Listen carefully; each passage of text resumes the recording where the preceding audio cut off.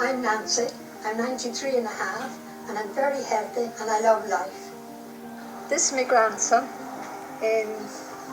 Justin, and I'm very fond of him and he's very fond of me. He calls to see me every Wednesday on his half day from school, and he goes into the kitchen and he opens a box and he says, "Have you any them triangular buns, Granny?" So there he has. I've nothing, only empty plates now, girls. Goodbye, Justin. Be a good boy now and do all your homework. I feel just as I was only 60. I hadn't as good a time when I was 60 because I had hard work, well, as every woman had, every mother. And I'm enjoying it now, my freedom. I was married at 24, had 6 children, a boy and 5 girls. 2 of the girls were twins, and one of the twins died 2 years ago with motor neuron, and the rest of them are all living locally. My mum is a very strong woman. She lost her daughter about 2 years ago, who was very close to her.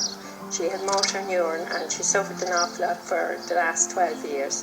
But my mum kept her going with the phone calls on a regular basis, even though my sister couldn't use the phone, but she'd loudspeaker and that, and her son looked after her. But only for my mum they kept her going. It was a big loss to the whole family, but thank God, Mum being so strong, she got us all through it. I really can't say any more. Margaret is always up there. My mum prays to her all the time when things go wrong and that, and she was always her little flower. And she prayed to the little flower all the time. We had an accident on a Sunday morning going into church, into Mass in Glenara. Car came down and struck us. But he lived a week after, and I was in hospital for a few weeks after that, which I regained very well, health after. My jawbone, I have a little bit of wire in it. I got it that time and it's remained there. So I never looked back, thank God.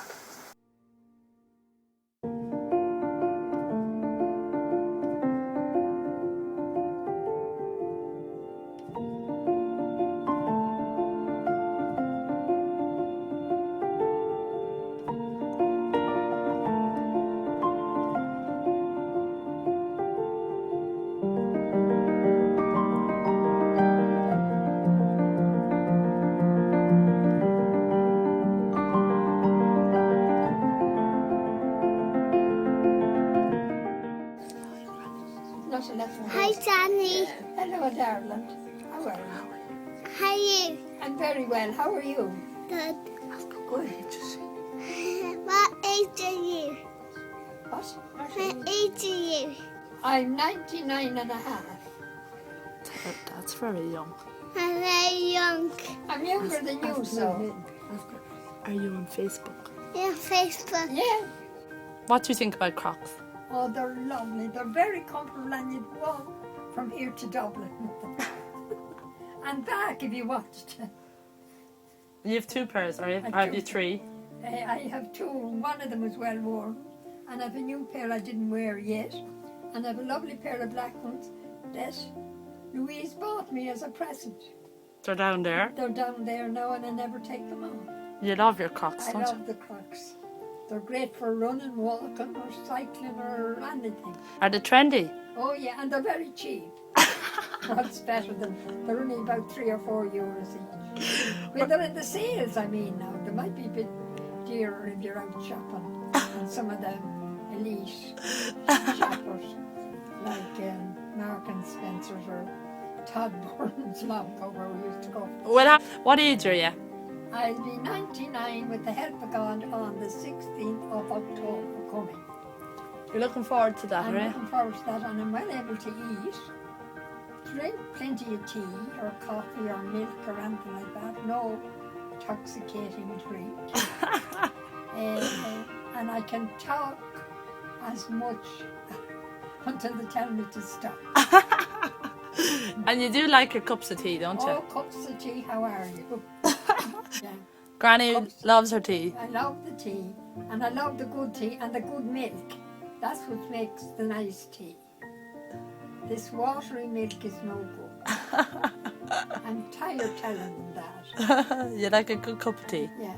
My milkman delivers me milk 3 days a week. No. Study as much as you can, girls, Enjoy it. and enjoy every bit of it. And no, well, I won't say whinging and crying, what my mother used to say to me long ago. No whinging and crying, just get out and learn. And what do you say in the active retirement group? We must tell them about that now. I don't know and I don't care, girls. That's it. That's what we learned at active retirement. I don't know and I don't care. So that's what keeps me well. And let's see, anything else we have to talk about? What do you think, Granny? Anything else we must tell them? No, I'm looking forward to Christmas. It's not part of Christmas already. Not my birthday, I don't bother about my birthday at all. I'm not keen on that at all. Ah, you do like your birthday. You're going to be I love it. 99. I do, I like it, but I don't have a big fuss about it. I just love them all coming in and seeing what they have and what have I to give them to eat and all that. You're closing your eyes for this, are you? Yeah, I'm closing my eyes talking. Why are you doing that? You're messing, are you? I don't know why I closed them.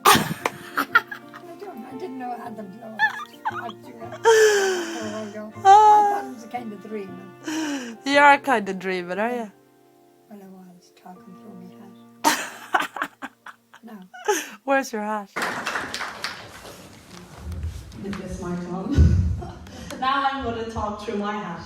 Oh, yeah, I didn't bring one.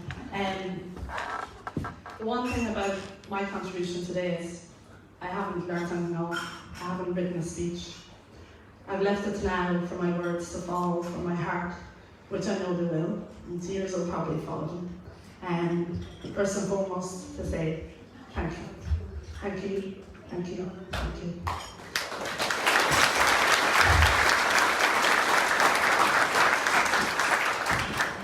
I hope you enjoy the afternoon that we've planned for you. We've had a few technical hiccups, but that will be all part of the plan for Granny to set the tricks off. That, you know, she'd make sure she's having fun in the room for sure.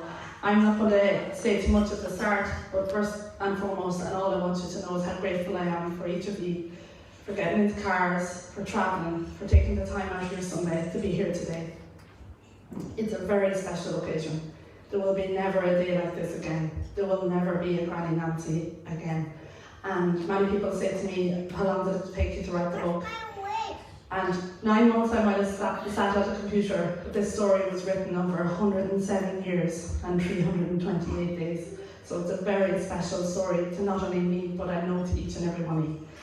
So without further ado, we're going to get this beautiful afternoon and in celebration of Granny's birthday. In heaven it may be, but we have the cake, we have all the love in the room, we have all the people who loved her, and all her love is in here flowing around. And I'm going to welcome to the stage my beautiful and one of my most wonderful friends, Anne-Marie Kelly. I'm going to welcome my guests who have given up their day as well, and I'm so honoured to have each and every one of you. Kieran Maloney, I see you straight up there in the eye line, Mary McAfee, Eddie Rowley and Sam Venter. I'd love you to come join with us on the couch and let this fun and magic begin.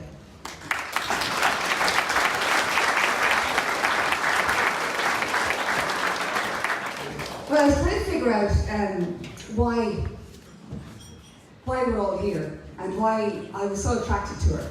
And I think the one thing that comes to mind, and I think Kieran Maloney might agree, was to get away from real life. She seemed to transcend, I think, what was real. She was actually a representative of something that was other. And she had the answers, I thought. My mother had just died when I met her. And I think when I met her first, she represented glow and love and all the things that make us feel safe. And I was in the car thinking, what is it about her? And I think she doesn't actually put her feet on the ground. She was transcending almost, because there was a W.B. Yeats poem, a man who does not exist, a man who is but a dream, and cried, before I am old, I shall have written him one poem, maybe as cold and passionate as the dawn. That's from The Fisherman. She, to me, was somebody who didn't really have the answers, but I thought she did. And so simple. You think about her last dinner even, fish fingers and fried bread. and custard afterwards. And her Crocs, talking about her Crocs there, everything was simple. And I think if we were to learn anything from Granny Nancy, it was to keep things simple. And the reason why myself and Kieran and Sam would have chased her was because it got us away from all that other stuff that interferes with us. She was stress-free, and she taught us how to be simple, and how to be happy in our boots. And if that's one thing that she teaches us, maybe that's one thing today is why we're all here. We're all together because of love, I suppose, without being too sentimental. But I want to, I suppose, keep this going and flowing, because we've all got our stories to tell. I know Mary McAvoy needs to leave 4 o'clock, so we'll get to this quickly. But Father Gerard Breed is here to light the candles for her birthday, so I'd like to invite Father to the stage, please.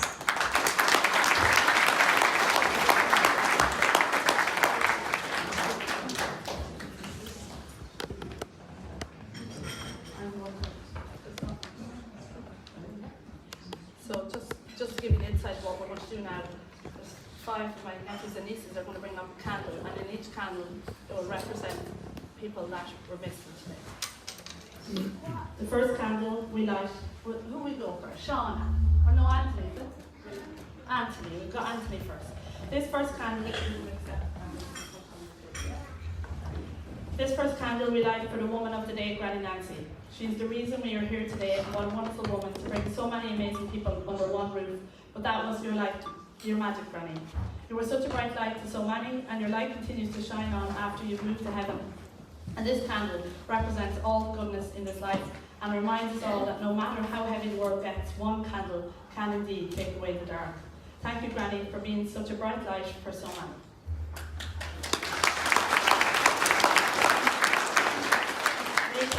The second candle is being lit for members of her family who are missing today. I want to remember in a special way John Urell, Granny's son-in-law, who passed away on October 2nd, with a special mention for his wife, my Aunt Mary, and her 2 daughters, Lisa and Tracy, at this very sad time. Also, I would like to remember my dad, Joe, also thinking of Grant's daughters, Margaret and Anne, and all the members of Grant's family who have gone ahead of us all. Also remembered at this time is anyone who you are missing from your life. And this candle is to remind you that their physical presence might be gone, but their bright light of love shines on for you forever.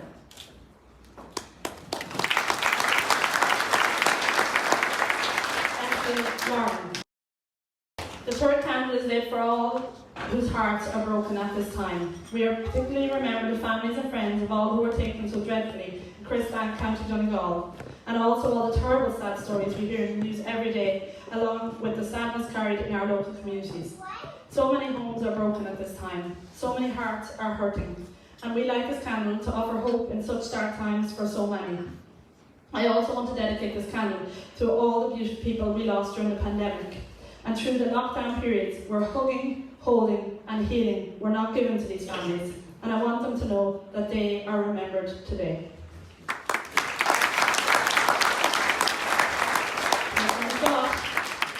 The fourth candle is lit in memory of all those gone ahead of us to heaven, and for those who grieve here on earth. One thing I'm sure of is that heaven is a wonderful place, free of hurt, free of pain, free of suffering, and full of hope, healing and happiness. Our loved ones are in a great place, but for us left behind, it is not easy. We think of all who carry a burden, a broken heart, or a head full of worry at this time. I hope that in the light of this special candle, you will know that so many people are looking out for you from way beyond the skyline. On sunny days, on cloudy days, on grey days, on bright days, all you need to do is look up, and they will be there looking down to you. Also, this candle is a reminder that so many people love you, and no matter how dark the day gets, reaching out to someone who loves you will always lighten the burden of a heavy heart or a heavy mind.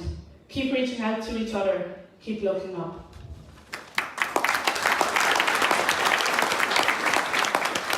The final candle is maybe bigger than the child. Shauna. The final candle is lit as a reminder to all in the room that your good heart does not go unnoticed. A special mention here to my amazing Facebook family, who genuinely lead me in awe every day in the love and friendship we share for each other. Also, to so many people, I want to thank, hug, and just say to you, I see you. and I'm so grateful for you being in my life. You are such a bright beacon of hope in this world, and without you, I could not have fulfilled the last promise to Granny to finish this book. A special mention to my mum, who is the reason I never gave up on finishing it, and has always been such a wonderful support to me and so many others. Also, I'd love to dedicate this candle to you. Yes, you.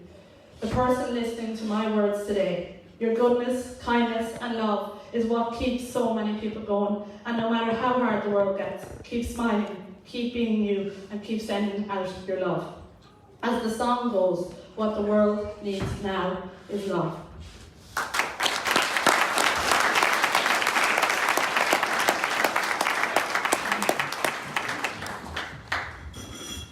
So, Father, thank you for coming. I know you had a lovely relationship with her. I did, yeah. It went all the way back to time of Louise's father's funeral, Joe, and I did a rosary in the house in Ballyonne for Joe in the company of family and friends. And when the rosary was over, I just was looking around for a place to sit down and landed randomly beside Nancy.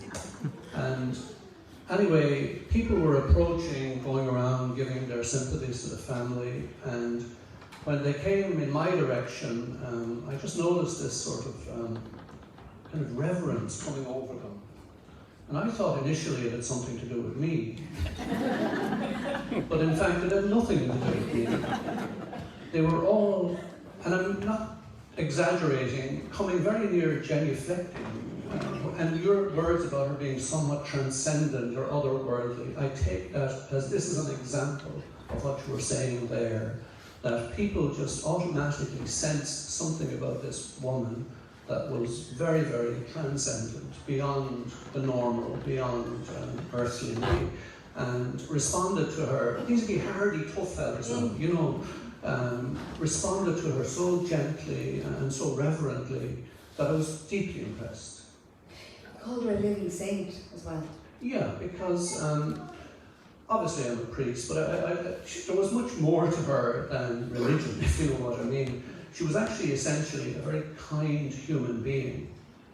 But in the religious sense, she knew all her prayers. I mean, she put us all to shame. She knew all her prayers and said her prayers, and right to the end of her life, the rosary especially, was part of who she was. And she was a very good Catholic in the old sense of the word, a traditional Catholic who knew her catechism, who knew her religion, who lived out as best she could her religion. For instance, in her home, it was an open door situation. So many people visited Nancy during her time there in her house in Clonard. And that really happened until COVID. That was one of the really sad things about COVID, not only affecting Nancy, but people all over our country. And they were cut off from people during that period. And for Nancy, that was hard, I know it was. And because, you know, people nowadays, if we have problems, we go to psychologists or whatever. But I think Nancy, in her own special way, was the psychologist of her time. That people were calling into her because she was a very good listener, a very kind human being, a kind woman, and you know, something just oozed out of her, as you said, which was healing to people who came to visit her. And I believe firmly that that aspect of her personality has passed on to her granddaughter Louise, because Louise, I mean, she is the tea drinking, the tea drinking, and so much more. I mean, you know, I think I should say thanks to Louise on behalf of everybody here and her entire Facebook family.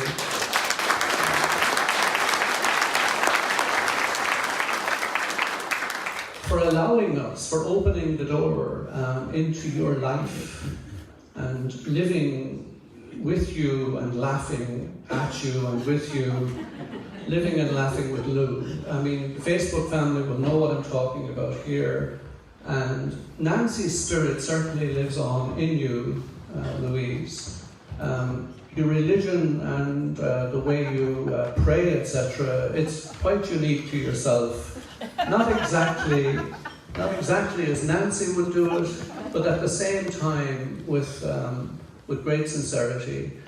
You might be saying something on the Facebook, something that we'd laugh at, and then somebody would basically comment that someone belonging to him had died, and out of your mouth, pouring out of your mouth, was the ideal consolation to be giving to them. And all of us, I think, were affected by that in the Facebook family, how you did that. And also your memory, how you could remember hundreds of people and the names of their children and the names of their dogs and you name it, you know. I mean, an amazing communicator. And I would sort of say in particular, your healing words, that's almost parallel to what Gran was doing in her home in Clonard. Your healing words affected and I think healed many, many people in your Facebook family. And we hold you in the highest regard, you know, because of what you did for all of us and continue to do for all of us on the Facebook platform. I'd say the guy who invented Facebook never intended it to go like this. But you have made it something very powerful and something very spiritual. And, you know, as I say, you're a non-conventional, unorthodox religious person, but by golly, you are religious. You know, because whether we call it somewhere over the rainbow or heaven is irrelevant, because it has the same meaning. Granny Keys God is at the end of the rainbow. She is in heaven, and she is enjoying the happiness of heaven because she was a living saint. And therefore, I believe firmly that she is enjoying the rewards of her good life on this earth. So God bless her on her birthday. And God bless you in the good work that you do. Thank you. Thank you very much.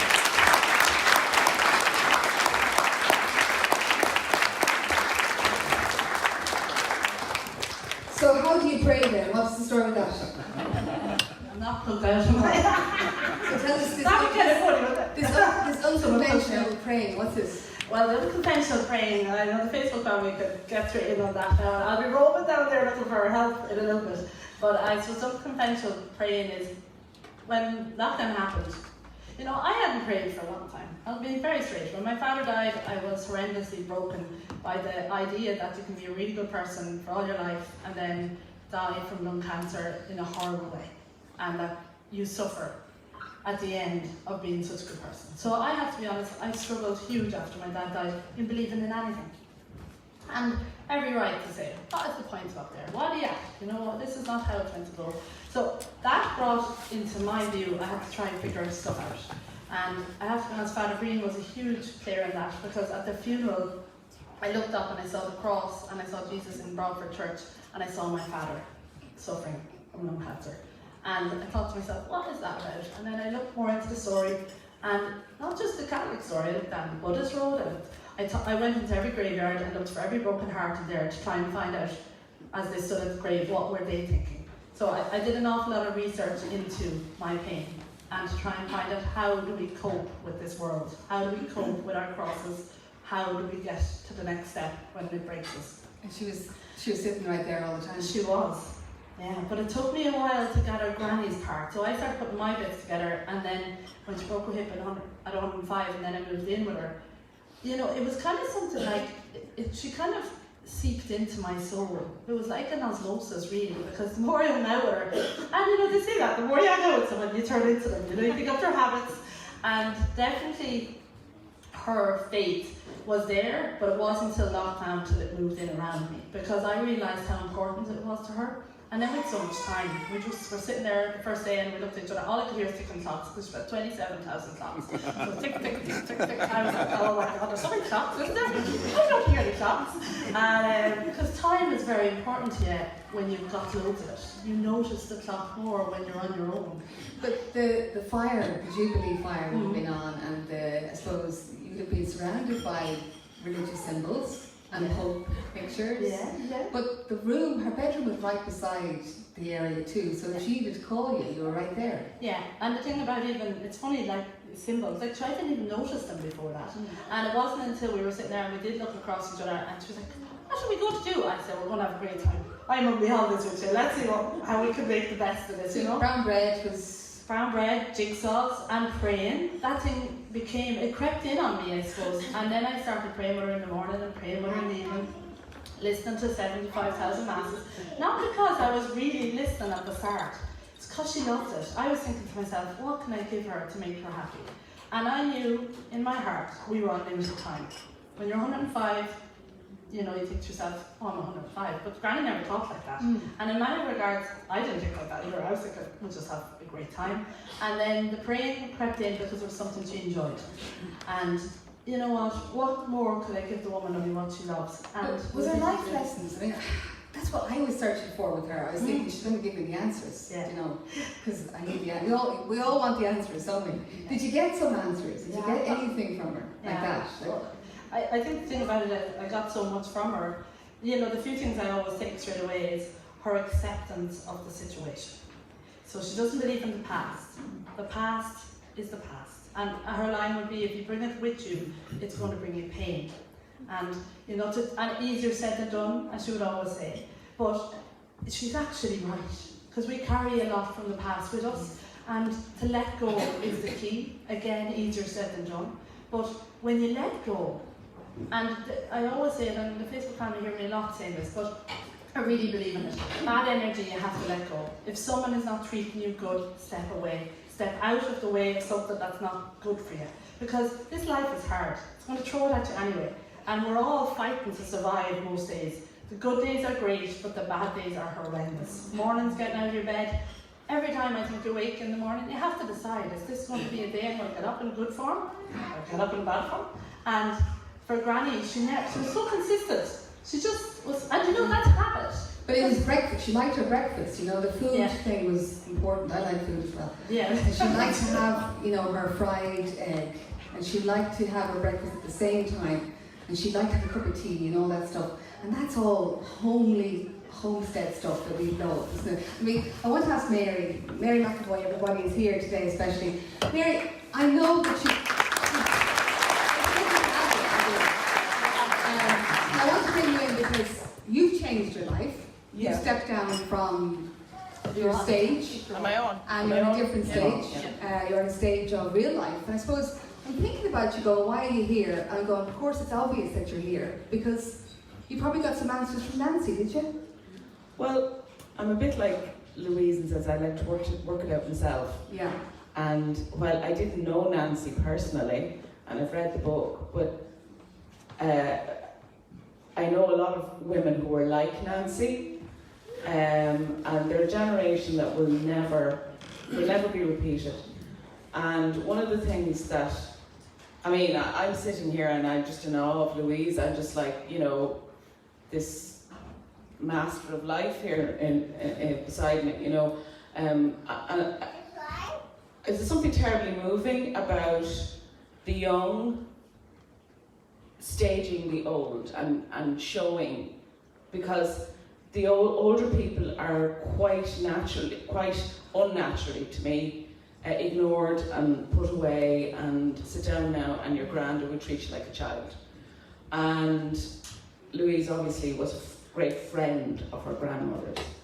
And then the other thing is the simplicity.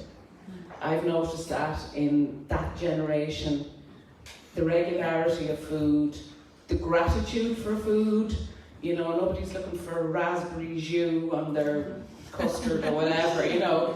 And I actually heartily endorse her final meal, her fish fingers and fried bread and custard. What better food could you get? But you've gone back to the land yourself. Well, I haven't really. I have, because I thought the land is my religion. It is. It's just the land is a living thing to me. And I haven't given up acting. I've just given up touring because it's soul destroying, and you want to come back to your place, and you never have time to be in your place because you're tired and whatever. So I just wanted to. COVID really, I loved COVID. Not for, you know, obviously, but I loved the isolation. I loved the enforced retreat that we had.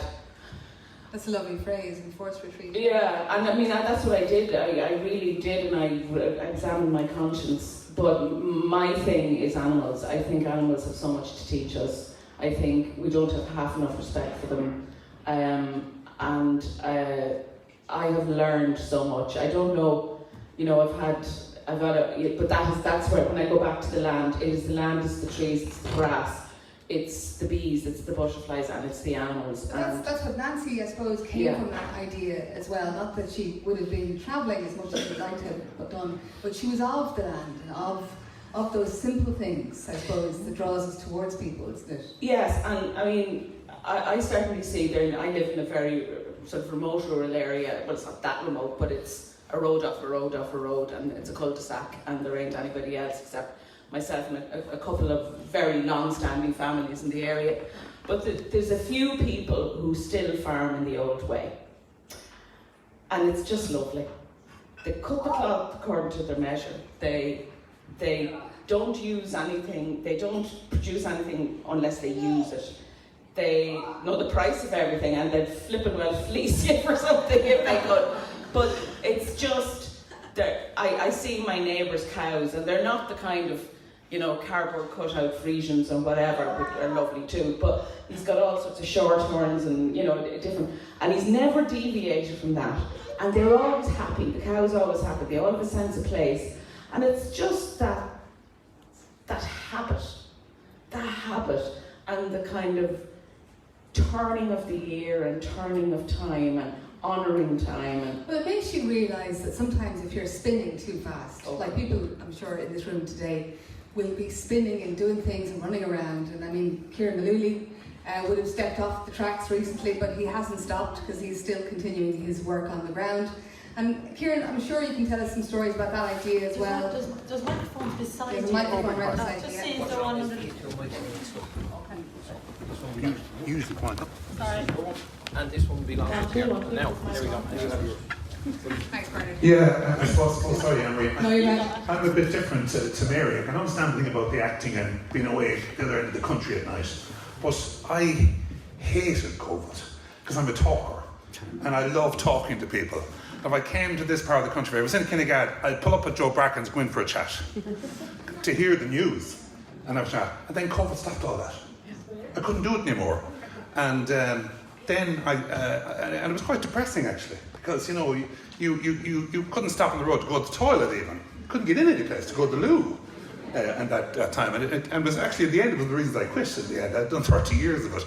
But then out of the blue you get the phone call from the greatest PR lady in the Midlands, Louise.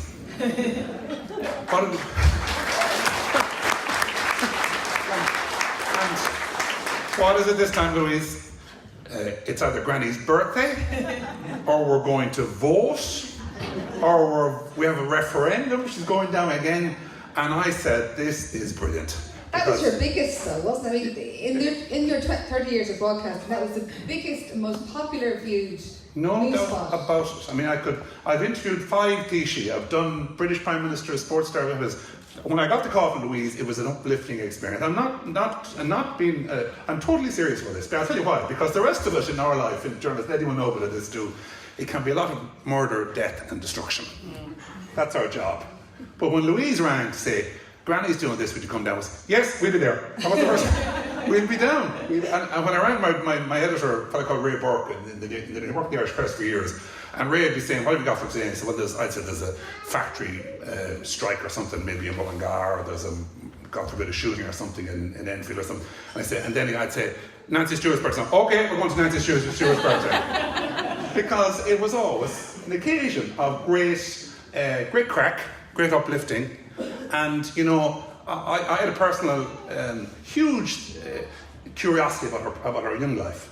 Now, I didn't hear much about it, but I thought about how hard it must have been, how tough it must have been growing up in the 20s and 30s. And we got very little of that. You know, she remembered some things quite well. She remembered, and I'll never forget it, the day we talked about the Black and Tans. Yeah. And she remembered, obviously it was Home of the Birds, back at their homestead, and she talked about them coming on the road, and the hats and the gear. And then she talked about the fact that they herself and her siblings were all put down the garden, go down the garden, get away from the road. and go down this far, get up. On the kitchen table, you see. I think that's what it was. Yeah. She got away from the violence because she wanted to bring everything back to the kitchen table. And in a way, for a journalist like yourself, you probably didn't need to have your questions ready for her because she led it. No, she did, and she had a little bit of mischief in her eyes as well. I always felt a bit of a glimmer of, and I said, "Has Louise set this up now, or what is she at here?" Louise has given her some other piece of information that she knows I'll be asking about. But she was always keen to talk about that, and then I was going to use a quote here from David Bowie of all people, who said that aging is an extraordinary process where you become the person you always should have been. Yes. And I think that was true in Nancy's case, because she got the freedom later on when she became a celeb, and she got the freedom to go into other areas, and she loved talking about other areas. She loved giving a lecture to who was the housing? I can't even remember now, about the fact that people were staying in hotel rooms. She hated that. She gave out yards about it. She said it was a disgrace that people had to live in hotel rooms. And this lady is just 106 at the time, I think, just 106. And she came into her own, Anne-Marie, like that. Yeah. And you said it over there. To me, it was such an occasion to go over there and get away from all this other stuff, because Nancy has such a positive outlook on life. And I enjoyed every day I was there. Yeah, but you could feel the relationship, though. You could feel that lovely, I suppose, bond that you could have with her, like as if she was your own granny or mammy. Yeah, absolutely. So, Eddie, would you have felt the same? Eddie Rowley from the Sunday World. Thanks, Eddie. But Eddie, you're from Hill of the Downs, is it? Yeah, and actually, my story is kind of the story of Ireland, because if you throw a stone in Ireland, you're going to hit someone that you're related to. And actually, I had a connection with Nancy in that my young cousin, Des May, was one of Nancy's sons-in-law. Des and Kathleen. And Kathleen's down there, Kathleen. And Des and Kathleen were very close to my late mother and father. They were great friends, and they were always down in our house. So, I would always hear about Mrs. Stewart, Nancy Stewart. I didn't really know her at all through my childhood or through my early years here, but I did interview her in the autumn of 2019 for the Sunday World And when for she was Sunday World, 106. sure, your editor would have said, sorry, showbiz? Yeah. Would they have questioned why you go down there to do that? No. I mean, this lady was she was the oldest lady in Ireland, certainly the oldest lady living an independent life in Ireland, and so they reckon, well, that is showbiz. She has quite a story to tell, and in show business, it's all about storytelling. And she, and actually the day that we arrived, myself and a photographer from the group. As it turned out, the electricity had gone in Clonard, so I really was meeting this old lady in a house with candles, lighting up the room, as it turned out. And what a great lady! And she was 106, so she was delighted. She had her 6 medals from the president, the centenarian medals, is that what they're called? Yeah. And she was delighted that she had more medals than the Dubs. And she said, and they'll never catch me. But when she was talking to you, I suppose your angle changed. Like you weren't looking for her. She told the story as it was. Oh, she told the story as it was. I mean, it was incredible. I mean, it was incredible to be in the presence of somebody who had lived through so much, who lived in Ireland when British ruled Ireland at the time. Was here during the War of Independence. You mentioned the black and tans coming and going out hiding in the fields. Growing up without any electricity, running water, no television, no radio even back then. And then ending up being a superstar of the internet. Yeah. It was quite astonishing. She was a Facebook queen. Rightly so. Yeah, but I mean, could she ever have imagined that starting out from where she came from? Sam Venter is here as well. Sam would have written about her. Welcome, Sam. So tell us your own story, how you met her first. What's the connection? Well, I didn't meet Granny Nancy actually. Oh. I met Louise over the phone.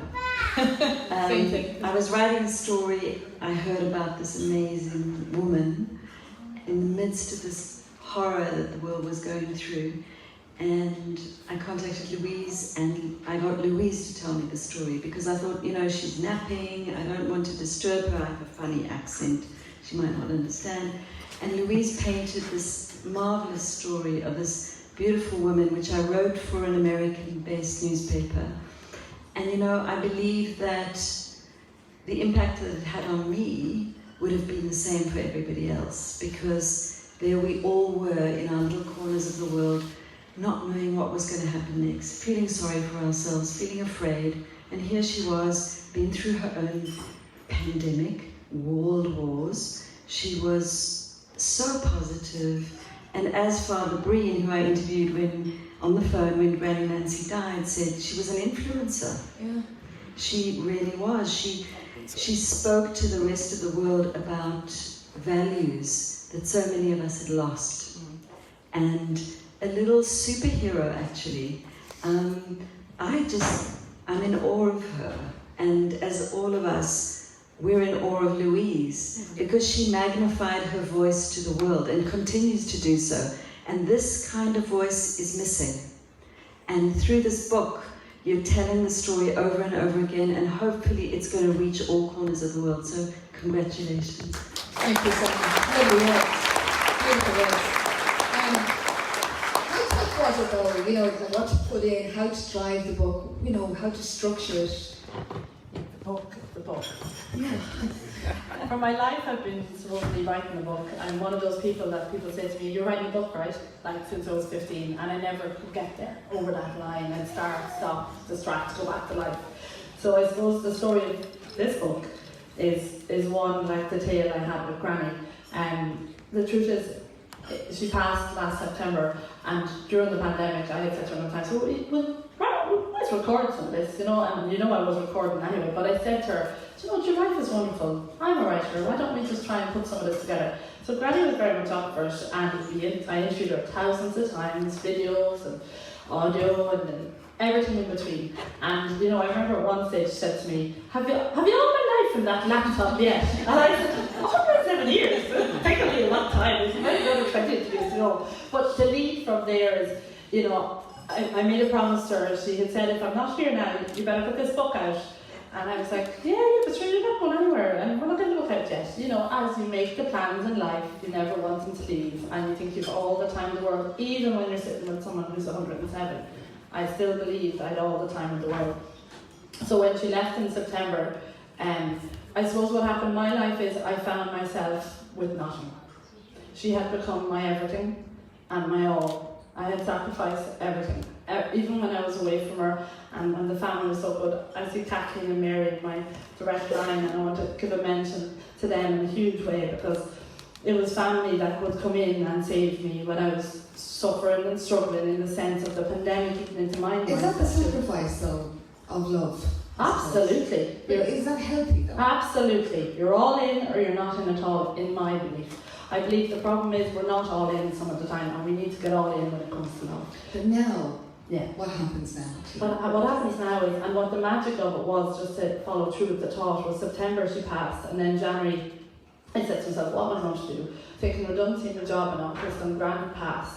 So it left me not knowing who I was. Who am I now? I was a full-time carer who actually had no one to care for.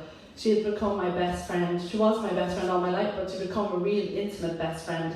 She'd become my baby. I had definitely taken a motherly role to her, because when I wasn't there, I could feel her. I knew there was something wrong, and we couldn't leave each other. When I separated, I'd go home to Mammy. Mammy would be like, what's wrong with you? And I'd nearly be rocking in the seat. She's like, do you want to go back up, don't you? I was like, yeah, I have to go back up. So that connection got so deeply entangled because of COVID and the pandemic, mostly because the silence of the room was me and her. And from there, so I lost my best friend, I lost my little baby, I lost my grandmother, and found myself in January saying, now what do I do with my life? And I looked into her bedroom and I saw her two holy pictures. Her bed had been taken, obviously, and there was a big gap in a very small room that we had spent so much time. And I saw the table from the month's wine, and I just said, you know, we'll put that in there, fit it in. And I said, you know what I'm going to do? I don't know what to do, so I know I have one thing, and I have her story. And I sat down on the 5th of January, and I started. And on the 19th of September, within 9 months, I sent the final draft to the designers to lay it out. That was an absolute miracle, because it was so deeply entrenched in my broken heart. And the reason I could do that was for the support from people I got, from the Facebook family, who let me cry every night on social media and comfort me in so many ways, who allowed me to laugh all over the place, scratch me head, fall over potholes. You know what I do. They know everything about me in this room, because you allowed me to be me. And that's what Granny allowed me as well. And the truth is, what I believe is, we need to be ourselves. Why be anyone else? Just be yourself. Relax your shoulders. Don't think to yourself, what do I look like? What do I not look like? What should I be doing? Should I have a Did perfect she job? say that to you herself? When you were with her towards the end, when she said, Lou, what are you going to do? What are you going to do with yourself? When she said that to you? Oh, no, she's not even going to live forever. She believed that. That's why she lived 107 years. I think we all should take that attitude. You know, every day you're given is a blessing, and no further should you look. And I know, again, I'm always saying easier said than done. But she was the reason I believe that, like, she never thought about going anywhere, and neither did I. And the truth is, that's not a bad way to be. It's not a bad way to Every day, and like even with the book, and I have to mention London Writers Salon as well. They were a huge support to me. They allowed and supported me in a way that I can't even explain to write, the support of writers with writers. And between those two things, I grieved, I felt broken, I wanted to give up. I don't know how many times I wanted to give up, because I can tell you the hardest part of writing the story was diving head into my grief. Every time I played a video, sitting in her bedroom, hearing her voice, looking at me with her in that space, there'll never be anything as hard as that. But why did I do it? I did it because I know she's a gift to the world. I did it because I know she's actually a real life miracle. I know she's not physically here anymore. But look at the impact that she has left behind on her family, on her friends, on her neighbours. I get messages from Canada, America, New York, all across the world asking still, am I okay?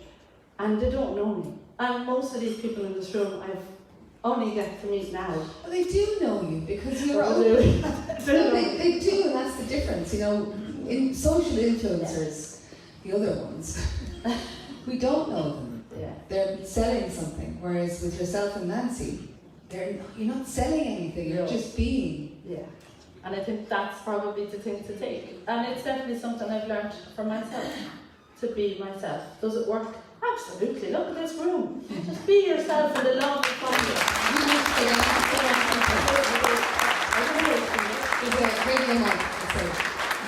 There's some people in the audience want to tell us any stories for Louise. She's going to bring down the radio mic. Look at this one. Look at this. Mary McFly is gone, so I want to say... Mary, thanks so much, Mary. Mary McFly. Lovely. Can I just say one thing? I don't know Louise that well, but I actually feel I'm in the presence of somebody extremely special.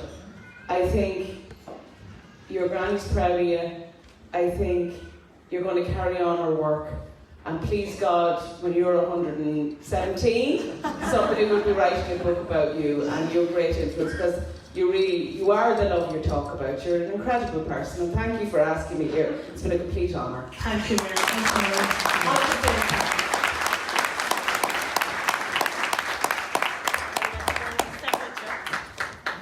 You're not going without a hug. Thanks, Mary McFly. Thanks, Mary McFly. Give her another round of applause.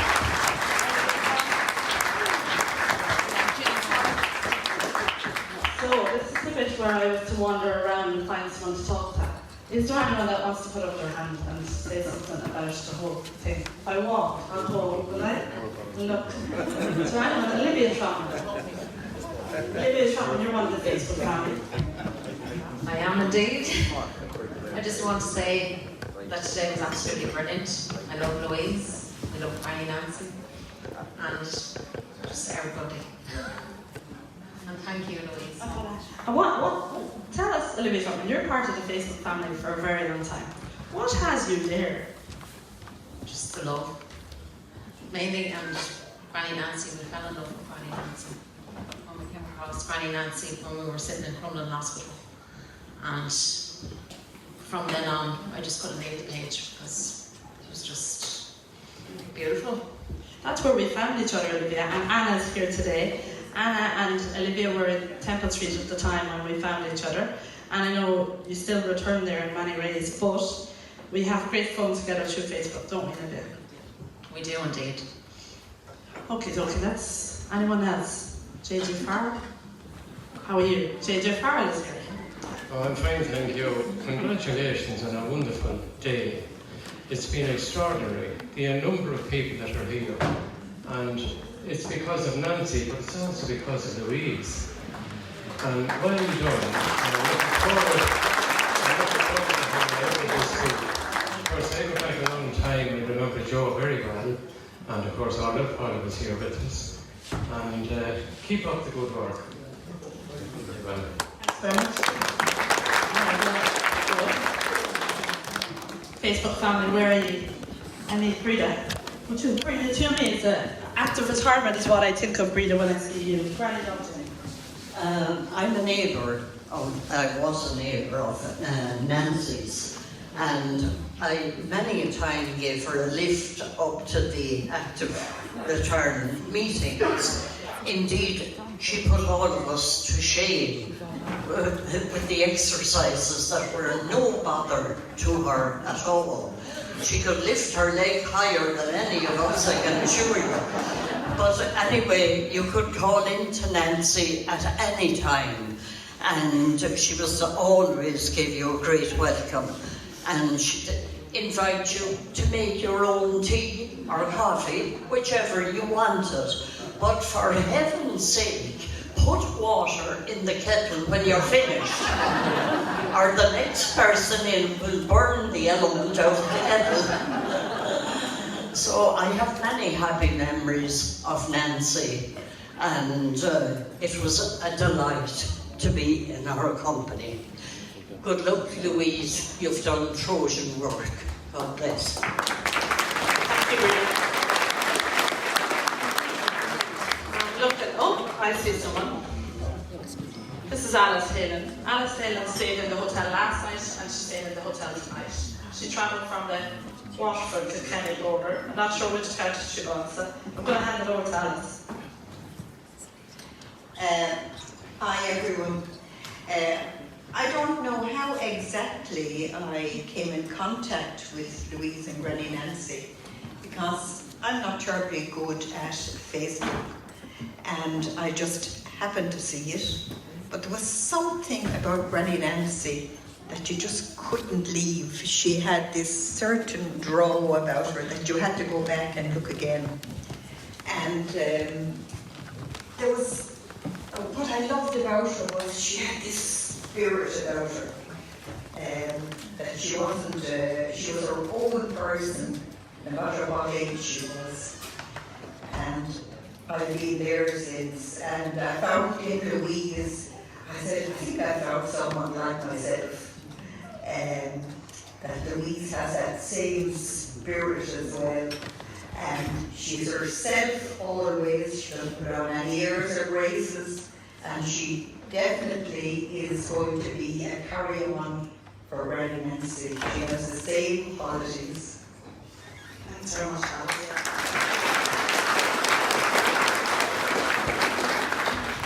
Now. Oh, there's lots of heads nodding, no. Okay, anybody else? Anybody feeling brave?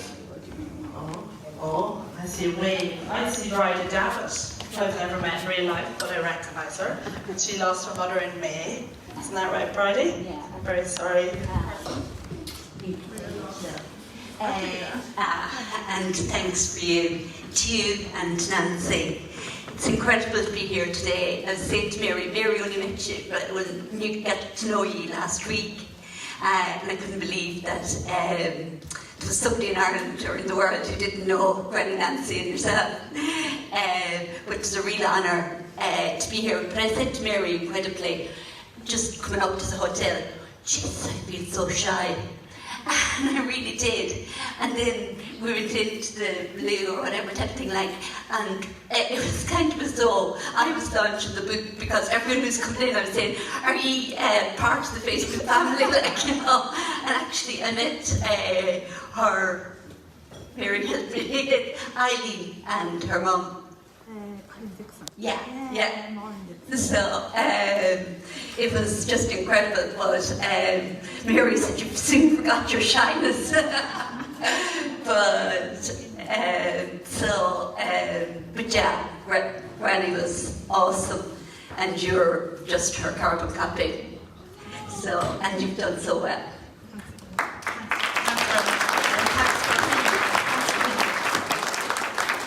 Now we'll return to base, won't we? We'll return back up to base. Anything else? Anyone else for the last few top houses?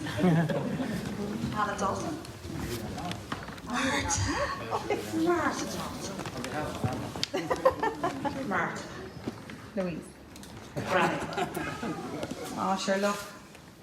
I just feel very privileged to have got to know Granny. And I suppose it was through grief myself and yourself met.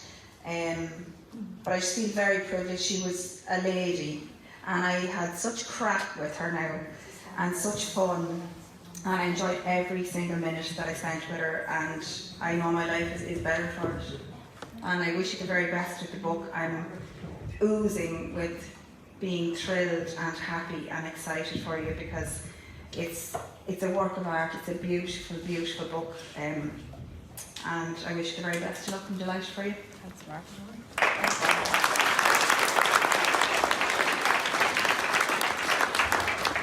I have a burning question though. Tea bags or tea leaves? Well, she used to say tea leaves were very messy. So tea leaves.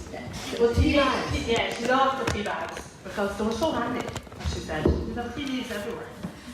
Did you want to play something again, or what are you going to do next? Yeah, we have one more clip that we might just play. Now, I'm actually recording the video now. Yeah, so you can say whatever you want. Do you want to say anything? I can't remember. Hello, I'm Louise. Hi, Granny. Happy birthday. Hope you enjoyed as well as I'm going to enjoy mine. Are you looking forward to yours? Are you looking forward to all the company coming? Are you looking forward to yours? Yes. Are you looking forward to yours? I am. Yeah. The two of us are looking forward to both of them. Couldn't you have yours sent me? I could have yours on your birthday. And I'm you 30 and I see you. 100! Wouldn't have a terrible laugh at They would. Some people might think I'm 100 anyway, guys. They might think you're 30 anyway, so that could be the scam. Well, when I dress up in my outfit, I'm only 30. I know, well, you might get away Now, with what are you doing there talking? Nothing, I'm just recording. We've nothing really else to say apart from tomorrow I'm 30. And then in 2 weeks' time you're 100. Yes. So that makes you how many years? 70 years younger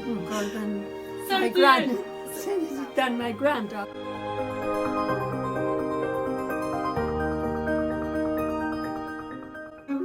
Happy birthday to you, Happy birthday to you. Happy birthday to you. Now, Granny, that's your voting done. Thank God. Job done. The job done. So you're 104 and a half now. I don't know how many votes you've had, but you've had a fair few, haven't you? Well, I never missed a vote. You never missed. It's important to vote, isn't it? It is very important. Why is it important? Well, you're letting down your country by not voting. Yeah, so you need to get out. No matter what your opinion is, you need to get out there and vote. Yeah. Granny, you're in the beauticians now. What? You're in the beauticians. Oh yes, I'm getting the petition. Getting me nails varnished now. That's the way to have it. Yes, have it. Of a Monday? On a Monday. My eyebrows done on Tuesday. What's on Wednesday? Oh, shut my mouth. Now. Good health. Happy birthday, Nance. Happy birthday, Granny. Happy birthday. Thank you, darling. God bless you for the lovely cup of tea. It's me day, the morning of the day or whatever. Happy birthday, Nancy. Can you believe it? 106. 106. Woo! Woohoo! Is right. We did good, didn't we? If anyone hears us passing. You're celebrating voting with a big cherry trifle. Oh, yeah. You deserve it, don't you? I do. You did your duty for the country, did you? I did. Right, eat on then. Enjoy that. You deserve every bit of it. Thank you. Go for it. Did you get it? Yeah, got it. Congrats, Nancy. Dig in. No. a good one. Readers and from TV viewers, what kind of reaction, what would they have said to you, say, Eddie, when you would have got the article out there?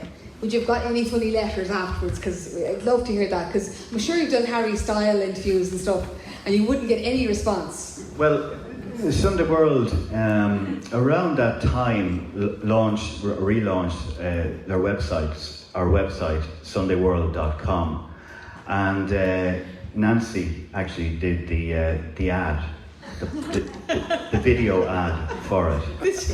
That at 106, she was still a huge fan of the Sunday World. She'd read it all her life. Maybe not all her life. It's 50 years old next year, so it's still quite and next year I'll be 40 years of those 50 years with the paper. But she did she did the ad, right. And people were amazed that a 177-year-old lady was actually doing an ad for the Sunday World, and she was our number one reader. So that was a great reaction. Yeah. I'd just like to say, I don't know about Kieran, but you know, a lot of us in the business feel that we're chancers, that we're I'm speaking for myself, that we're actually getting away with it. I don't know how I'm getting away with this after all these years. And when I hear Louise today, I really do feel I'm a chancer, because I have never heard such a more fantastic communicator. She is absolutely outstanding. She's genuine. Kieran, was there many hits on the RT player, was there, when it was working? Well, I'll tell you why they were. That is good. I can agree with you now on that, by the way. I used to defend that, but not anymore. I'll tell you why she was popular every time she went on. And it was something. Brian Dobson was came in to present the News at One and said it. She's saying the things that the rest of us actually believe, we were afraid to say it. Yes. And I wonder from Louise will tell me when this interview was recorded, because I just opened the page and I found one of them straight away.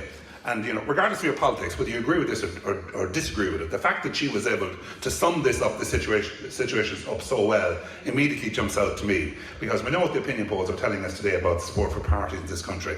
The question I think Louise asked was, what do you think of Mary Lou McDonald? And will you hear this for an answer? She's talking a lot of sense. I like her. She's very good. At least she wants to do good for the poor and the homeless. Wait now, she's coming to the next bit. Sinn Féin had a bad name a long time ago. But that's what I mean. It's in the past. We can't hold forever what is in the past. Things change, people change, and you should always give people the benefit of the doubt and give them a chance. Now, whether you agree or disagree, 30-something% in the opinion polls are probably of that opinion at the moment, and maybe of a certain age as well. But she was 107, and she could sum it up. Well, and she had the understanding, You're reading it now. She's talking to us beyond the grave, really, isn't she? Absolutely, and that's the fantastic thing about the book. That's why we're indebted to Louise. And I was hoping something would emerge at the end. I know Louise went through her grief, and it was incredible. And it came across on Twitter and Facebook. And there were some days, Louise, I used to say to myself, I'm not going to look at her Twitter feed today because I know what you were going through. But I'm so thrilled that this has come out at the other end.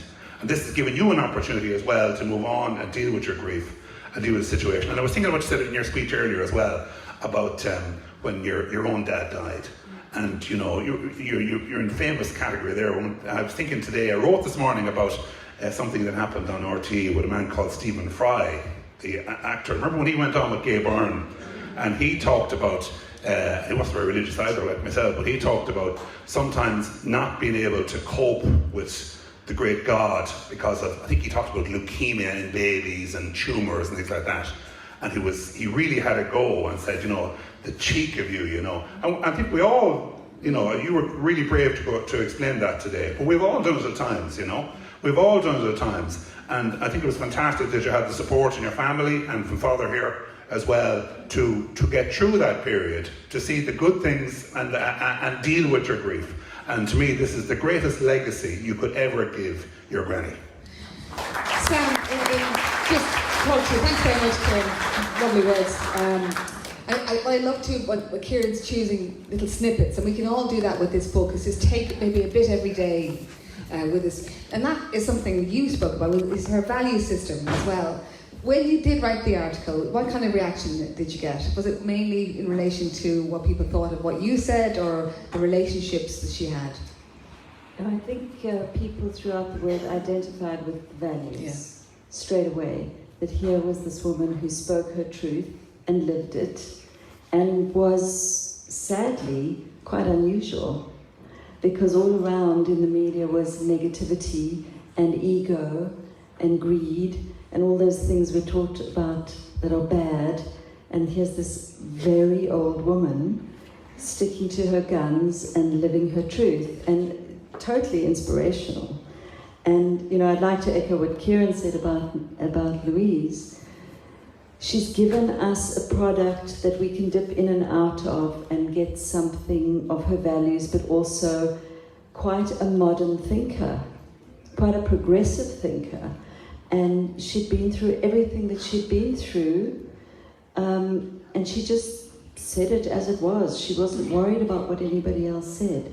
And I personally think that Louise needs to, after she's got Barry's tea to promote Granny in some major way, since she's was a walking advert for it. Anyway, that's another thing. I think Louise could do something else with Granny's words.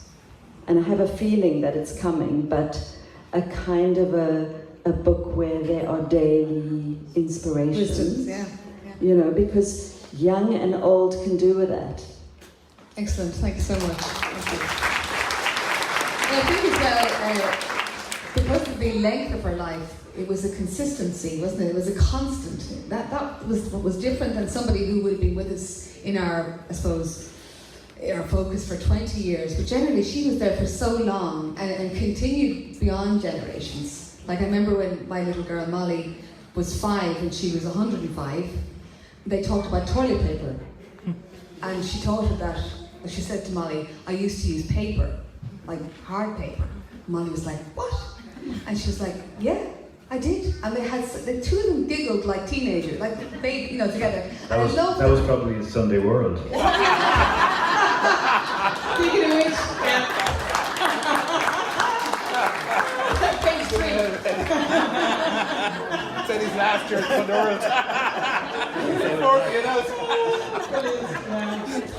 But so she reached every generation. And just looking at the kids here today, it's lovely to see you all, and you're all so interested in it. They love being here, don't they? Yeah, and I call it a magic within her, but I think what Granny was trying to teach us all is that we all have that magic within us. And it's about moving into that space and leaning into yourself and believing in yourself that you're a good person and that the world might be bad and full of negativity, but don't let it bring you into that space if you can. There's an awful lot of sad things happen, and the only way to help people is to step closer, not step back. COVID taught us to step back. This is our opportunity to step back in. This is the moment to learn from what we went through. And there's an awful lot of the pandemic that we've chosen to forget because it hurts. And it has hurt people in a certain way, but a lot of the rest of us, it frightened us, it gave us a shock. And I think the key for me was to learn from that pandemic, and hopefully with this story, is that we need to step closer. We need to start stepping in beside people. We need to ask them, how are you, and wait for the answer. We need to look up when we're walking down the path and say hello again. Because we never know what anyone's carrying in their mind. We never know.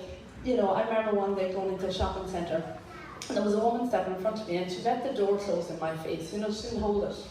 And I was just thinking to myself, if I was struggling with my mental health, if I was having a bad day that I thought nobody is thinking of me, nobody cares about me, that could have been the tipping point for me to say, I'm even invisible at the shopping centre. So if anything I've learned from Granny, it's kindness. And it's not to talk bad about people, because it actually won't get you anywhere. And people don't change because we talk bad about them. They'll continue down the path they want. And that's why I come back to the same idea. If someone is bad for you, you need to take yourself out of the situation. And you can stay close to people when they're suffering or struggling and they're maybe taking a bite out of you. That is a certain amount of what you have to do. But I think the key, I'd often, if things, even with Granny, if something disappointed her, she just wouldn't go on about it. And I thought, do you know what, that's why her mind was so clear. She didn't carry all the negative stuff in there, and then she let her heart just be happy with very little. That's what she said. Her simple attitude to life and consistent. Her breakfast at the same time, her lunch at the same time, Kathleen and Mary coming at the same time. It was all those consistent patterns that Granny loves, and that was the simplicity of her life, because at the end of the day, what do we need? We need food, we need a roof, we need a bed, and most importantly, we need the people we love.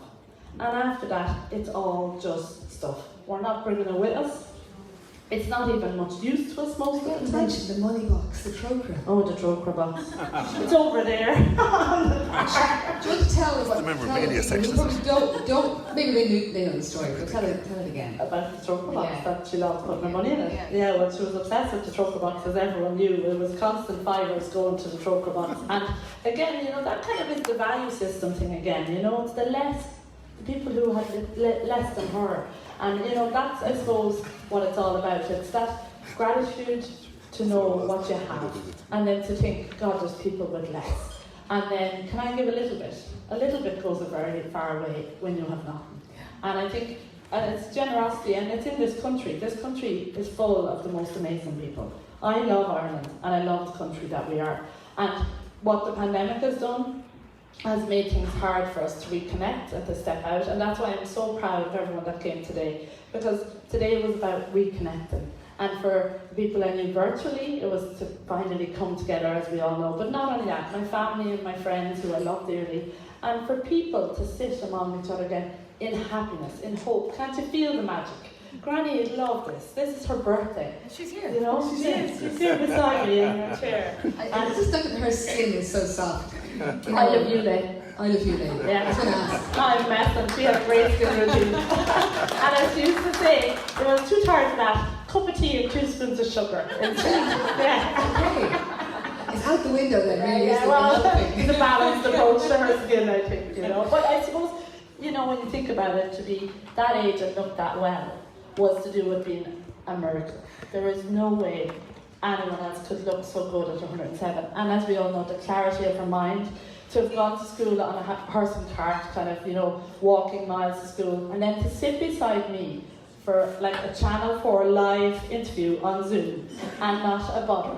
Sitting there, tap me on the leg when we're live, she'd say, and I'd be like, oh, this is going to break. I was stressed. I cried, it was as cool as cucumber. Are we on yet? I was like, no, we're not on yet. But did you ever find out how she didn't get stressed? I mean, I would get stressed like that. You'd be sitting there going, Jesus, there's going to be millions of people looking at me. Yeah, but you know what she did, Anne-Marie, and it's something I hope I've got a little bit of me now myself, is she's just relaxed. People are people. See, that's the thing. It doesn't matter if you're the CEO or you're walking down the street.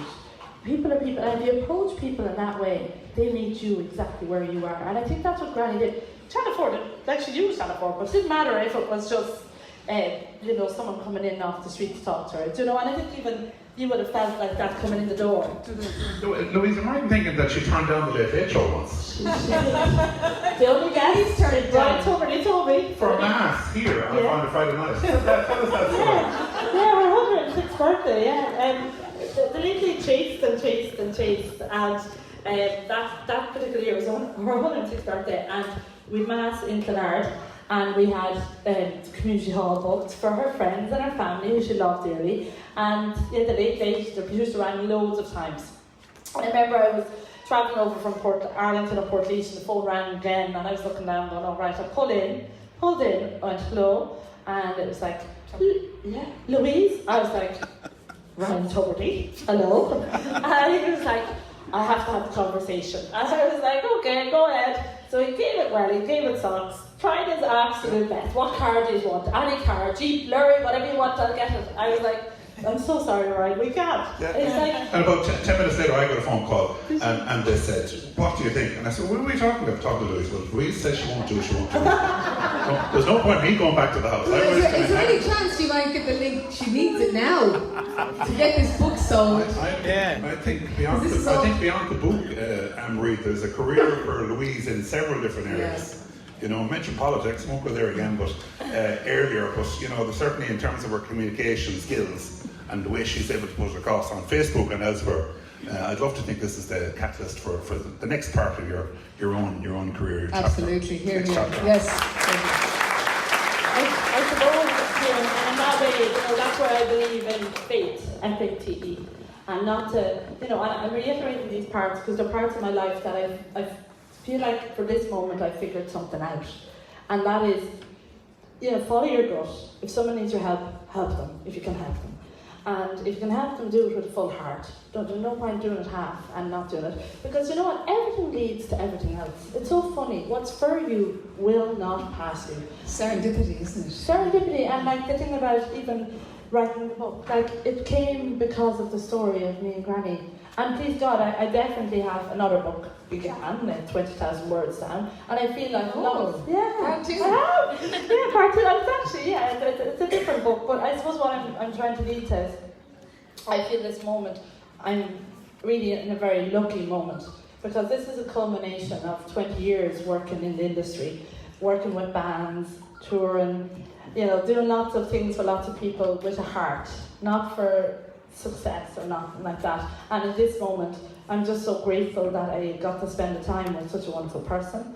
I'm so grateful that I had the support to get the words down.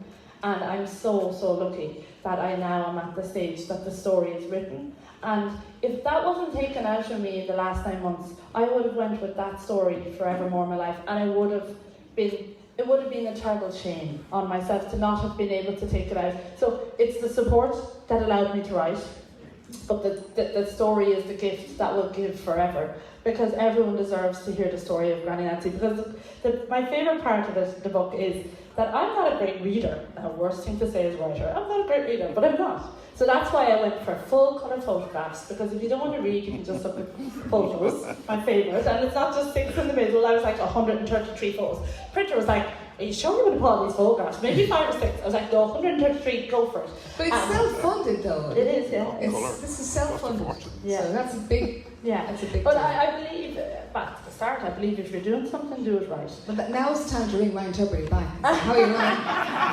Hey, Ryan. Got your number. You rang me, do you remember? Yeah. Now's my chance. Can you to tell me sell that my big books. fancy Mercedes you were going to say? Spread the word, absolutely. Kieran, maybe any links you can pass on? Yeah. So you could go on Radio True and Anne-Marie.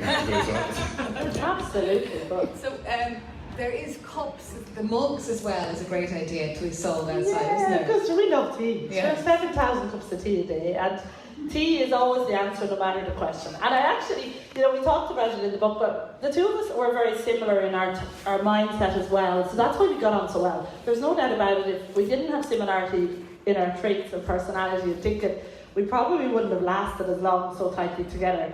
So the tea is definitely, we talk about it, and I think it's true. If you're struggling or you don't know what the answer is to something, boil the kettle. By the time you boil the kettle and the kettle's boiled, you might be distracted by something else. And the follow through to that is, you're boiling the kettle and you're still lost. Reach out to a friend. Have a cup of tea with someone else.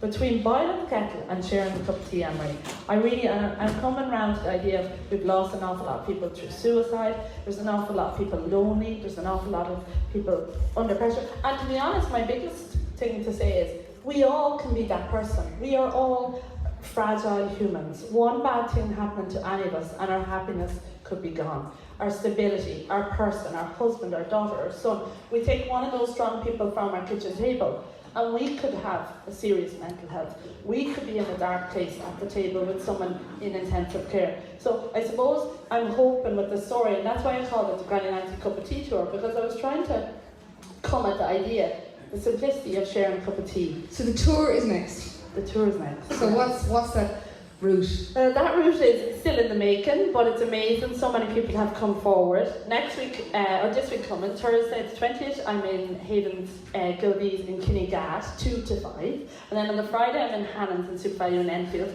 2 to 5. And on Sunday, I'm in Clorical School, 2 to 5 at their Halloween get together. But what's amazing about it, There's a documentary in this. there is. It started in '93. I can't wait for someone to collect all this together. Netflix, where are you? But it wouldn't be gold. But just the time it's amazing. People have offered to bring me out to the States to go on this cup of tea tour. I'd go. Ballina, a woman, emails that she wants to host it in her home. TP Sheehy's bookshop up in Tyrone. And I know there's so many people, Edna and Marion and loads of people are here from Cookstown, where that bookshop is. You know, it's Croom, a family resource centre, sent me this beautiful email. And you know what was so cute about it? She phrased it that she wanted to try and make a case to justify me coming to visit her. I just ran her straight away and she's like, hello? I was like, it's me! I can't believe you emailed, you know? She's like, oh, are you going to come? I was like, yeah! I can't wait! Well, are you afraid tomorrow? But that's the joy of it. It's real. That's real. There's nothing superficial about that. No, sure. I'm too lazy to be superficial. I don't be bothered. I'm just going to be me in the world. And you know, like that's the thing. Life is short and life can be long. My father got a short life. My granny got a very long life. But that doesn't mean I have a long life. I might be gone next week. But what is the point of that? The point of that, the philosophy in my mind is, I need to enjoy this. When I'm healthy and well, when we're healthy and well, we've got the people who are healthy and well, we need to enjoy it. We need to take the moments, enjoy them, put them in the memory box, record your people, record their voices. You know, I really think I learned something huge from Granny, because the voice is powerful to be able to listen back to. Maybe not initially, but in times going forward. And yeah, I just think, yeah, if you have good people around you, it's all about enjoying the moment. Okay, and on that note, that life lesson, you're going to have Eamon and Lorna singing Lady of Me. Okay, video's there, great, that's brilliant. Very good looking for a granny. A granny, yeah, of 106 3/4 years on the planet. On the planet. And you've got your million views. Yes. And look at you there, only beautiful. Thanks a million, Granny. Woohoo! Hello everybody, this is a new idea.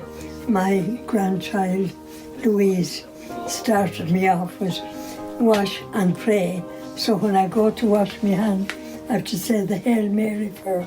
Hail Mary, full of grace, the Lord is with thee. Blessed art thou amongst women, and blessed is the fruit of thy womb, Jesus. Holy Mary, Mother of God, pray for us sinners now and at the hour of our death. Amen.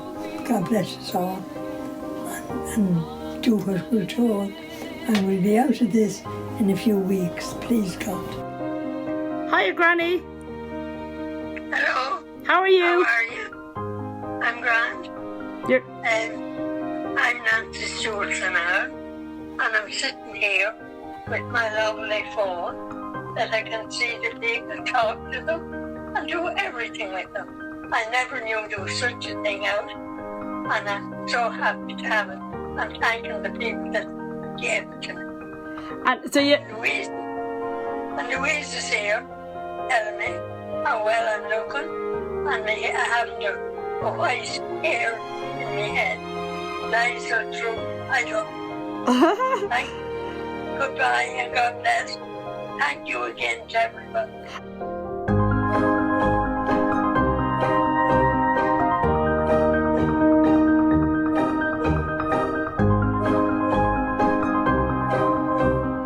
Imagine having to chat with two of you. Hello, Nancy, how are you? Oh, you're lovely. Who made you so nice? She looks very pretty, doesn't she? Don't I? I don't think she looks 107. No, you don't. What age do you think she is? About 50. And would you say she's married?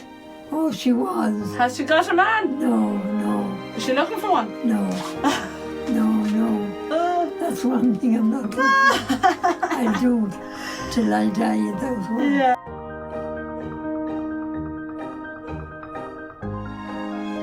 Hi, Kyle. I hear you're the real housewife of Beverly Hills. I'm the real housewife of Ireland. And what's your name? Oh, Granny Nancy, they call me, but I was christened Anne. But they thought that was too grand for me. That Nancy was more homefully and lovable. So some of the children start christening me Granny Nancy. So it stuck to me so well. There isn't one England, Ireland, Scotland and Wales and America that knows me Granny Nancy. And how are you keeping, Kyle? In Beverly Hills. Hope you're keeping well. Dogs are keeping well, and they're not in the swimming pool.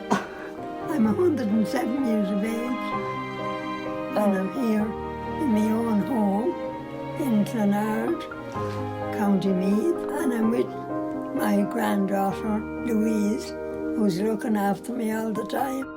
Hiya, Granny, how are you? I'm very well, thank you. How are too bad. So we're keeping our best side out, aren't we? Yes, and you're looking lovely. Thanks very much. What's the name of that perfume? I smell good as well, do I? You do. And you like my face with my big ears? Yes. And tell me this, do you like Snapchat? Yeah. And the new earrings. Oh, in the shop down the road. Oh, I wouldn't shop in the cheap shop. Get into it. They're very expensive. Look at mine. Oh yeah, you're very fancy over there in the corner with your big ears and your glasses. I know, yeah. Don't I look very well? Oh, you look your finest. Don't I look very well for 80? You do 80, is it? Yeah. Or 90? No, 80. We'll take 80. You're a great crack, you know that? Yeah. Bye! Bye.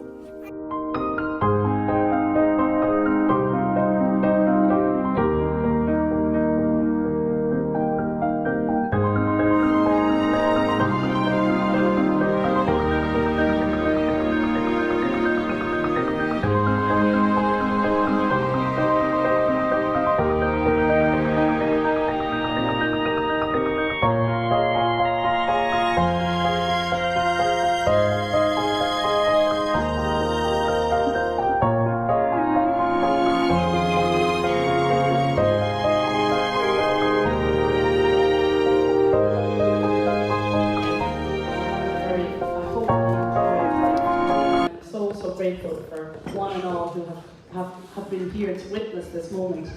I suppose I just want to say a few thanks. Thank you to the Hamlet Court Hotel who have outshone, as I knew they would. They are an amazing hotel with an amazing family and staff here who have been exceptional.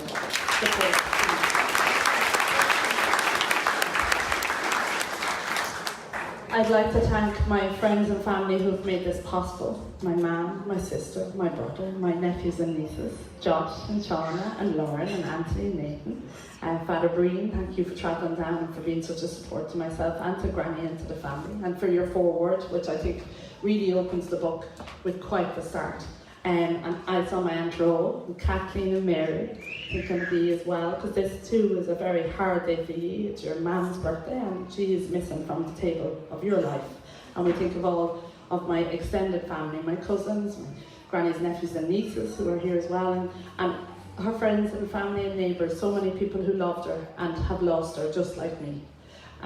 Also I'd like to just say a huge thanks to Anne-Marie Kelly, AMK, what a star of the show.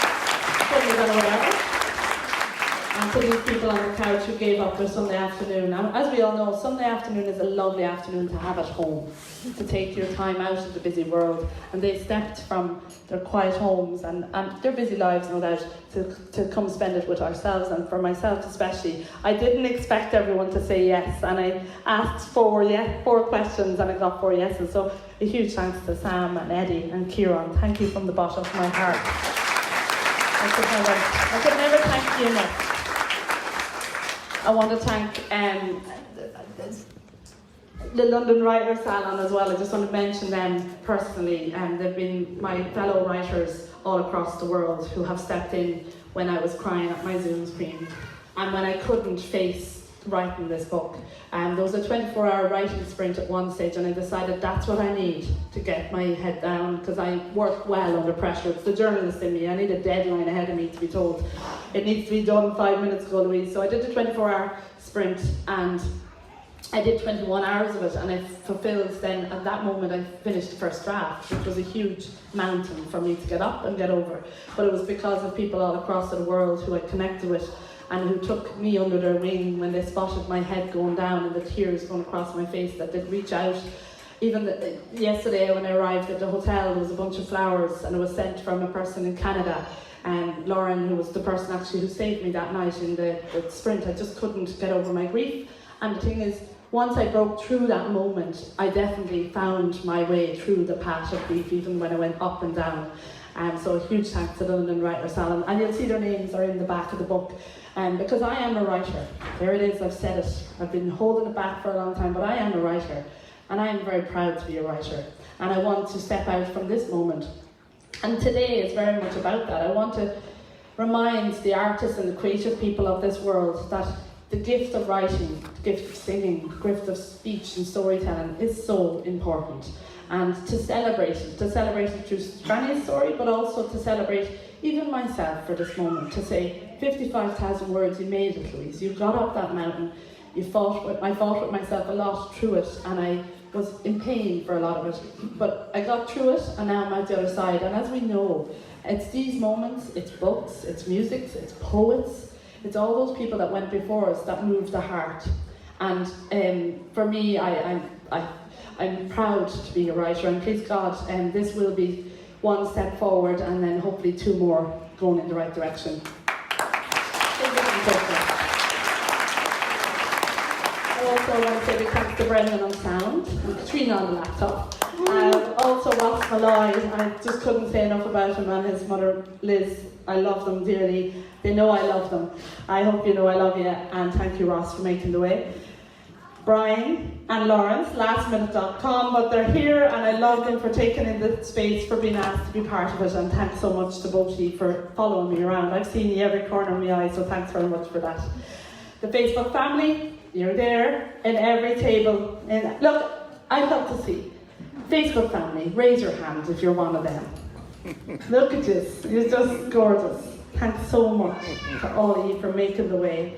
And this begins our journey of so much more fun coming down the track. That's why I set out the 32 County Book Tour. It's to meet you. It's for my excuse to get into the car and get out and drive and meet you and hug you and kiss you and drink tea and stay in your house and book the tours and have the fun. But I hope you know from me talking into the phone every single night, you know I love you dearly, and I'm so grateful for you being here today.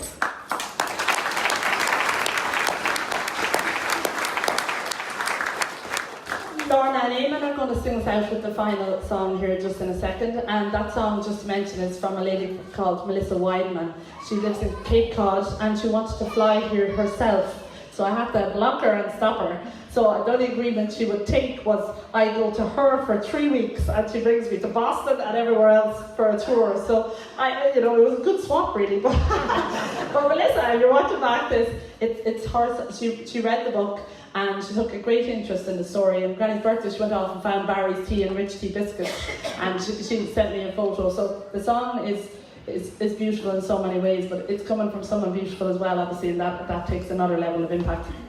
The final thing to say to you is, thanks so much to one and all who have turned out today, and hopefully this is the beginning of a really amazing journey of friendship and love and kindness. What else do I have to say? I have a new website, livingandlaughinwithlou.com. So from tonight and tomorrow, you'll be able to buy the book. So if you know people that want the book, they can order it online from livingandlaughinwithlou.com. We're distributing it ourselves, so it'll be like elves packed in envelopes. And it's available from the website for Ireland and UK distribution. For international distribution, for if you're in America, if you're in Canada, Europe, New Zealand or Australia, they pop along to printmybook.com/shop. So for anyone further afield that you might know that might hop on there. And after that, I think it's a wrap. Thanks so much, everybody. We did it. All those people tonight were worth it. And thanks so much. And I look forward to meeting you out in the lobby, sign books, and have a laugh. And I'm here for Legion. I'll be here for the next 12 years, I'd say. If you need me to be here. And from the bottom of my heart, thank you very much.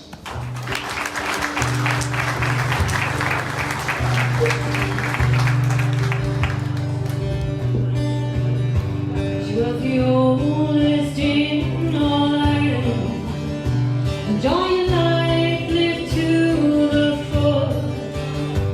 Every day a celebration of the faith that was in you. We will gather here together beside the warmth of a jubilee. She never worried about her future because she always stayed with me. Boy of the kettle, her cup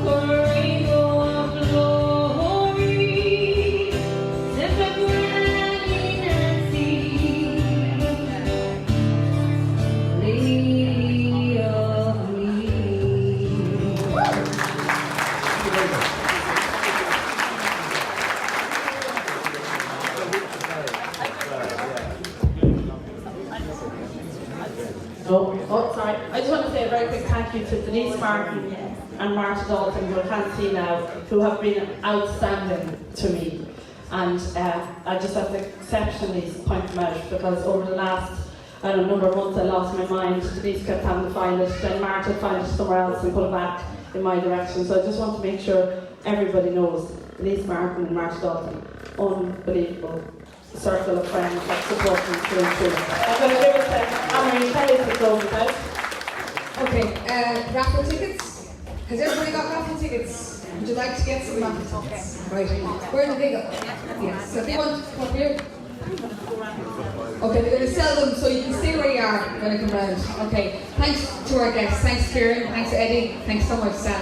Thanks very much, Louise. And two pieces of advice I'm going to take with me from this afternoon. Be yourself, be kind, and enjoy a cup of tea. It's 3. Thanks so much. Thank you.